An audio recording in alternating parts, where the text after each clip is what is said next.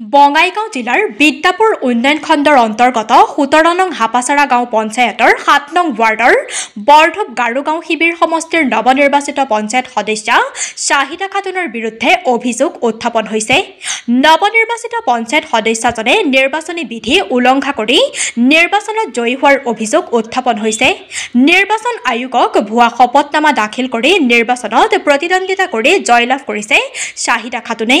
নিৰ্বাচনী বিধিমতে নিৰ্বাচনত অৱতীৰ্ণ হ'বলৈ চেনিটাৰী শৌচালয় থাকিব লাগে যদিও পঞ্চায়ত সদস্যগৰাকীৰ ঘৰত চেনিটাৰী শৌচালয় নাই বুলি অভিযোগ উত্থাপন হৈছে।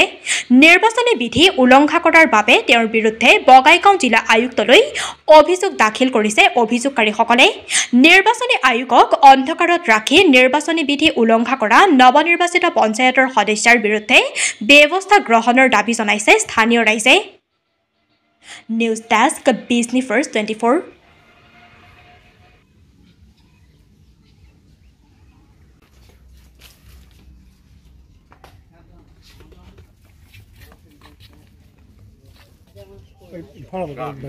তো আমি এইটো হাপাচাৰা GP ৭ number ward Shahida Khatun ward member.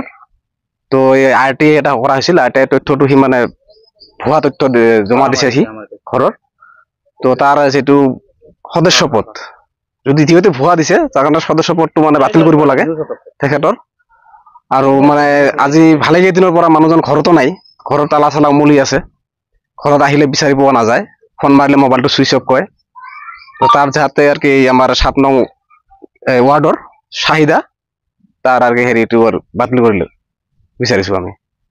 হওয়ার কারণ এটা হয়েছে ইহঁতে মানে যেটো শপতনামা দিছে শপতনামাটোত সম্পূর্ণ মিছা তথ্য দিছে, তার সরকারি স্যানিটারি লেট্রিন নাই। এইখিনি ওয়ার্ড মেম্বারের নাম কি? শ্বাহিদা খাতুন।